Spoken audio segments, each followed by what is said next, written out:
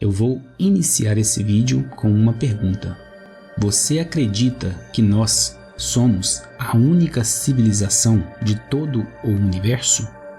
Antes de você me responder, deixa eu te contar uma breve história, ocorrida nos Estados Unidos em 1977. E olha só, eu nasci em 77. E aí você deve estar se perguntando, o que eu quero saber disso?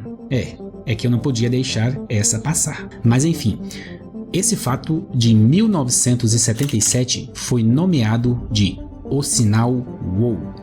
Trata-se de um sinal vindo do espaço de uma região contendo um grupo de estrelas na constelação de Sagitário. Sinal esse que se consagrou por ser o mais forte sinal a ser considerado um real contato com uma civilização extraterrestre. E acredite, não houve uma testemunha sequer para presenciar o exato momento em que esse evento ocorreu. Quer saber mais como foi? Se acomoda aí, arruma uma coisa para você tomar e vem comigo, depois da vinheta.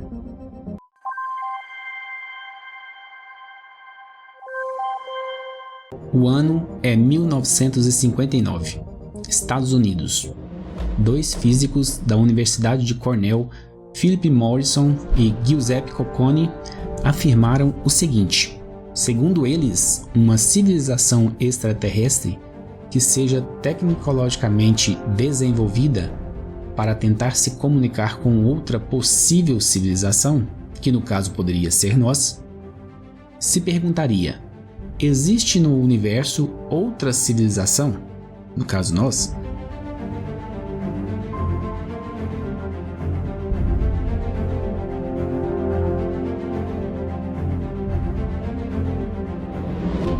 Com tecnologia desenvolvida capaz de detectar um sinal enviado?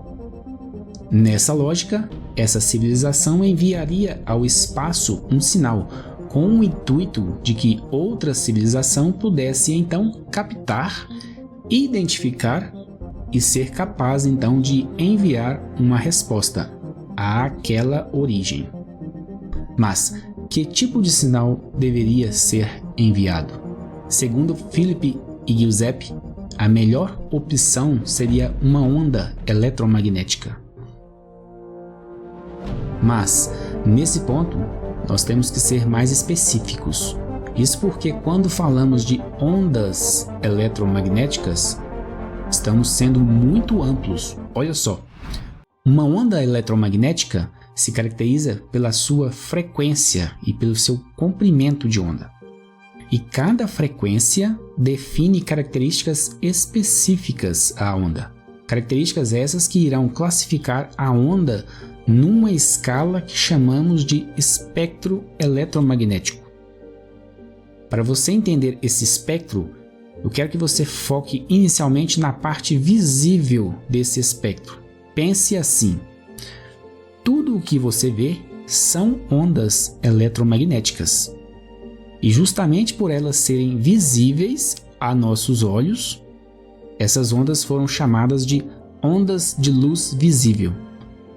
Tá, mas eu me limitei somente àquilo que você vê agora. Observe nesse gráfico. Eu tenho aqui, na parte superior, a representação de todo o espectro eletromagnético possível, representando desde a faixa de raios gama até a faixa de ondas de rádio.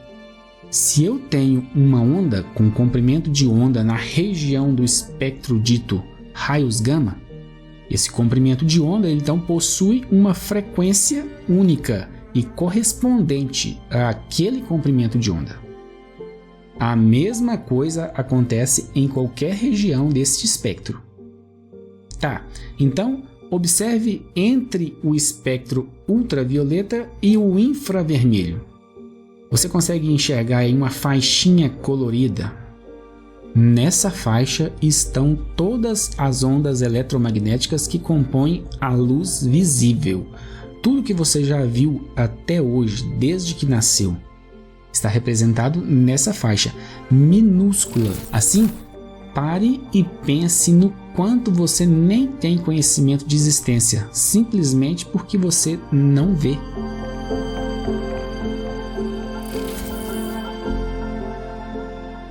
E agora, atenção, eu quero que você olhe o gráfico e repare que quanto menor o comprimento de onda, maior a frequência.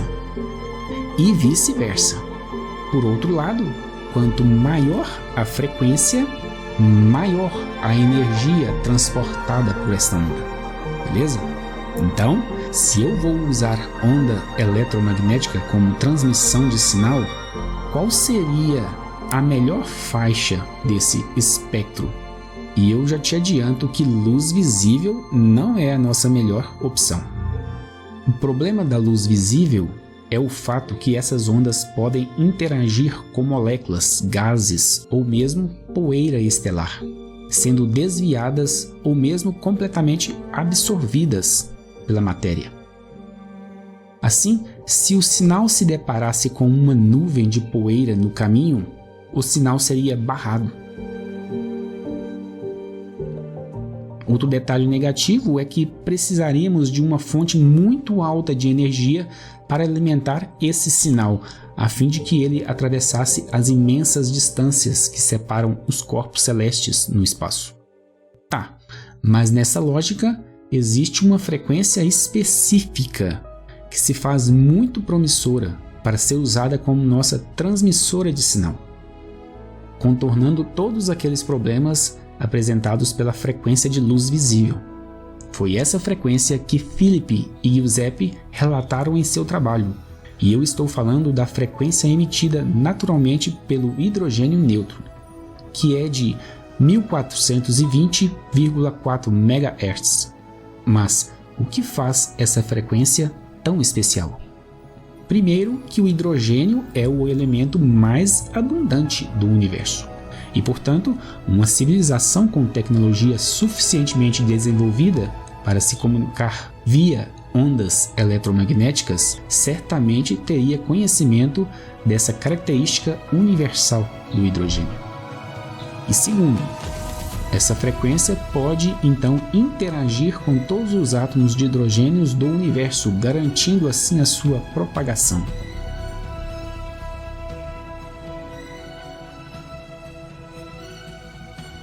Outro fato ainda a favor dessa frequência é que ela praticamente não interage com a matéria e, portanto, pode atravessar nuvens de poeira, percorrendo toda a imensidão então do espaço da nossa galáxia e de outras galáxias que sejam.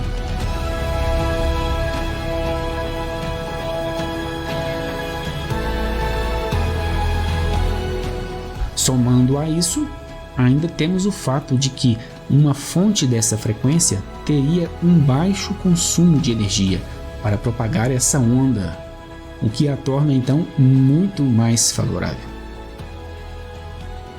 Esse momento é bem oportuno para uma pergunta, e eu acredito que você já a ouviu em algum momento. Será que neste momento nós estamos sendo contatados por algum tipo de sinal e nem nos damos conta? Para identificar algum possível sinal vindo do espaço, precisamos ter um conhecimento mínimo da tecnologia usada naquela transmissão, localizar a origem e, por fim, respondermos é segundo plano. Mas será que, como nós, se há alguém lá fora, esse alguém também já chegou à conclusão que a frequência do hidrogênio seria a mais lógica? E você poderia agora estar até se perguntando, mas não poderia esse sinal ser algum tipo de sinal emitido aqui mesmo da Terra e tendo refletido em satélites ou mesmo em lixo espacial? E a resposta é que não. Essa frequência é altamente defendida pelos governos de todos os países, sendo exclusiva para estudos relacionados à astronomia. Então, todas as frequências que poderiam gerar interferência, é garantido que não estariam usando a frequência de 1420,4 MHz. Dito isso, encerramos então a questão de dúvidas com relação a interferências que poderiam ser a origem do sinal. Vamos agora avançar um pouco no tempo. Na década de 60, o radiotelescópio Big Ear passou a ser uma das maiores promessas para o mapeamento dos céus. E já em 1973, depois de muita pesquisa de fontes de rádio intergalácticos, a Universidade Estadual de Ohio designou o Observatório de Rádio para o Programa 7, ou seja, Busca Científica de Inteligência Extraterrestre, conhecido também como Big Ear, traduzindo aí para nossa língua, Grande Orelha. Esse observatório ele está localizado no terreno do Observatório Perkins, no campus da Universidade de Williams, em Delaware, Ohio.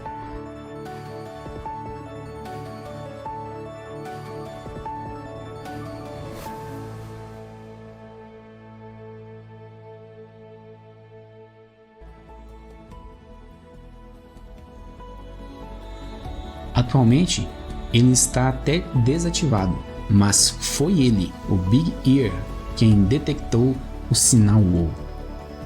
E como curiosidade, saiba que esse Big Ear ele foi listado no Guinness Book em 1995 na categoria de maior busca extraterrestre. Ele mapeou os céus para o programa 7 por 22 anos. Então, sem mais enrolação, eu quero agora te contar a história do sinal WOW. O ano é 1977, em 15 de agosto, às 10 horas e 16 minutos daquela noite. O Big Ear estava fazendo o seu monitoramento do céu, em busca de fontes de rádio, quando captou um breve sinal. Foram apenas 72 segundos, que ficaram registrados nas impressões dos computadores, um IBM 1130. E naquele momento não havia ninguém presente no observatório. E assim a varredura passou pelo sinal e continuou sem que ninguém tomasse nota. Dias depois, quando o astrônomo Jerry Eyman, que trabalhava no programa 7 como voluntário, olhando aqueles registros, se deparou com aquele sinal claramente fora do padrão. Ele ficou tão surpreso que ele riscou o registro com uma exclamação: "Uou!". Esse episódio ficou mundialmente conhecido como o sinal WOW. Então, coloca aí um fone de ouvido e prepare-se. Esse é o registro de áudio do sinal considerado a maior prova de contato extraterrestre conhecida. São 72 segundos de áudio. Não é algo que a princípio você ouça e pense: caraca, não. É um sinal de rádio que poderia muito bem passar despercebido aos nossos ouvidos, se não fosse a interpretação matemática do registro. Por enquanto, relaxa, mais adiante eu vou te explicar. Agora, só curte aí.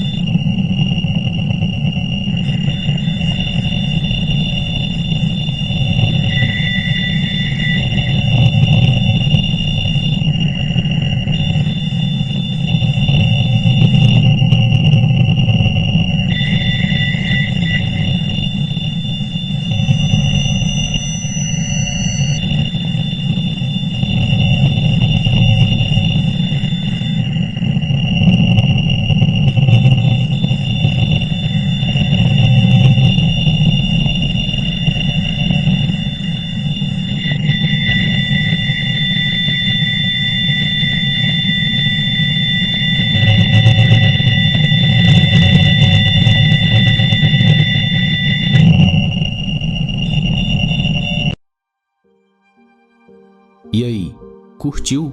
Como eu disse, não é simples. Não é uma mensagem em inglês ou uma língua qualquer. É um sinal de rádio.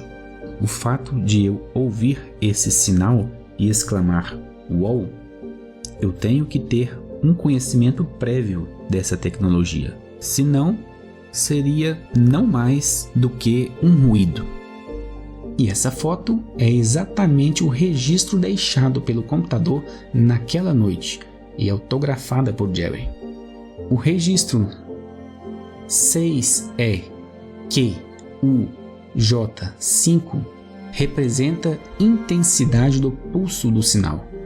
Pense assim, cada letra ou número é uma representação do quão forte foi o pulso registrado em relação ao pulso normal sempre presente, que é a chamada radiação cósmica de fundo.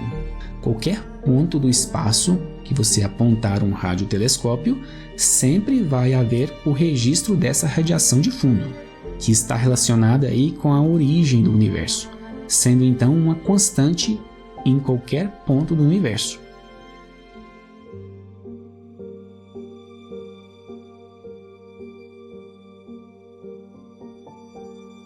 Para ficar mais claro, olhe para a figura na tela.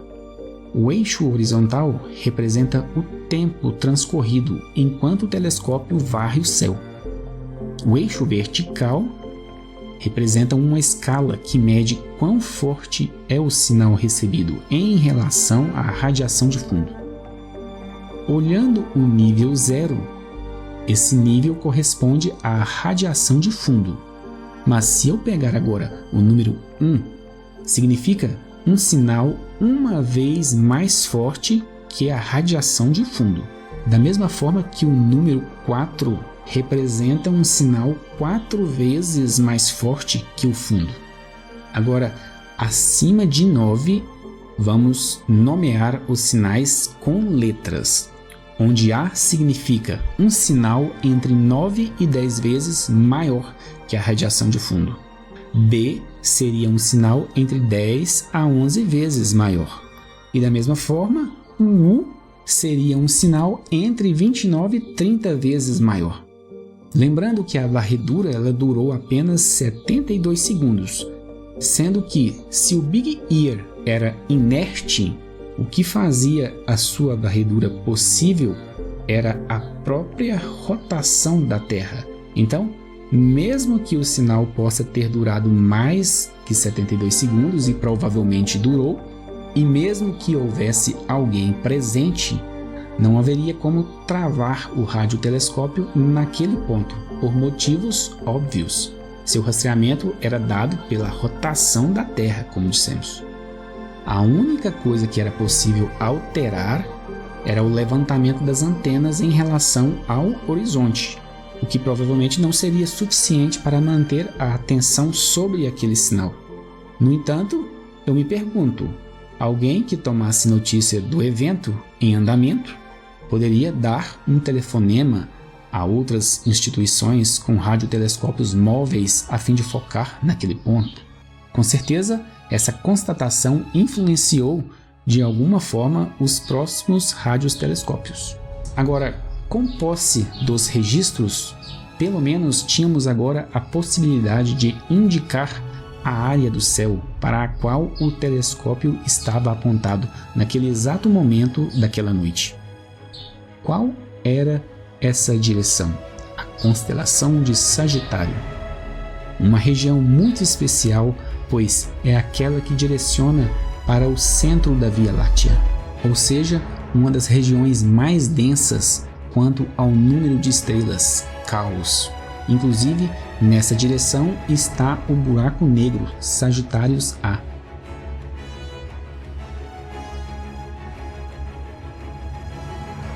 Avaliando posteriormente a área do céu abrangida naqueles 72 segundos, vimos que havia muitas estrelas nessa região.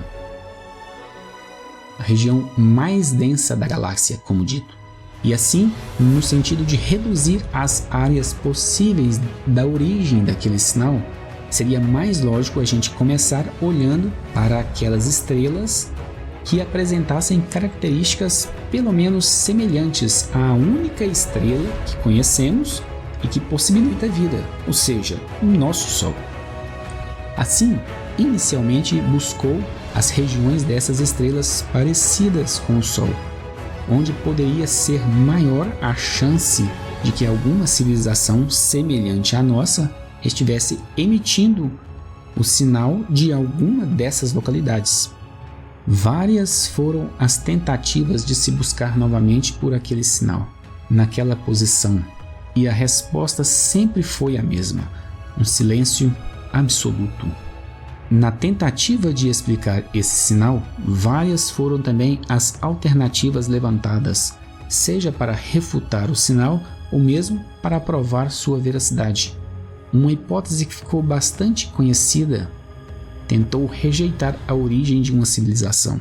Nela foi dito que a presença de 2 cometas naquela região, naquela época, poderiam ter sido a causa do sinal. Os cometas 266P Christensen e P 2008 Y2 Gibbs. É certo que na época não se tinha o conhecimento desses 2 cometas, o que hoje é conhecido como uma verdade. E é certo também que a cauda desses cometas possuía hidrogênio neutro, emitindo aquela frequência de 1420,4 MHz. Mas os próprios astrônomos que trabalhavam no observatório na época revisaram os dados dessa hipótese. E o problema dela é que os cometas não passavam na região limitada pelos sensores do Big Ear. E mesmo que passassem, segundo a análise desses astrônomos, a quantidade de hidrogênio não era suficiente para emitir a intensidade dos sinais registrados pelo sinal WOW. Logo, essa hipótese é falha. Outra hipótese mencionada anteriormente, de haver reflexão em satélites ou lixo espacial, pois é, também descartada. Primeiro, porque as frequências que poderiam ser refletidas não teriam como ser a frequência 1420,4 MHz. Frequência essa, como dita, protegida unicamente para a área da astronomia. Além do que, as condições necessárias para que ocorresse essa reflexão, assim como foi, eram tão baixas que seria bem mais provável que o sinal realmente viesse de fora da Terra.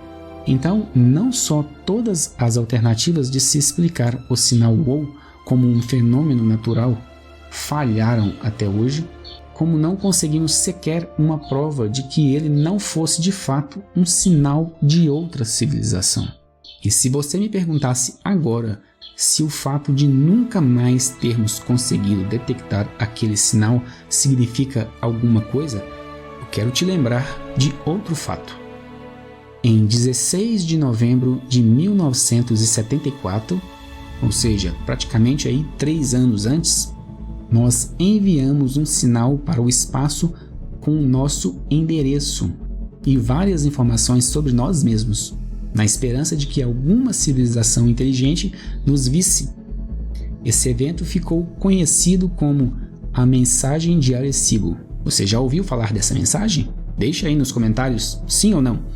Se eu ver que o não teve peso por parte de vocês, eu vou trazer aí um vídeo falando de como foi essa história.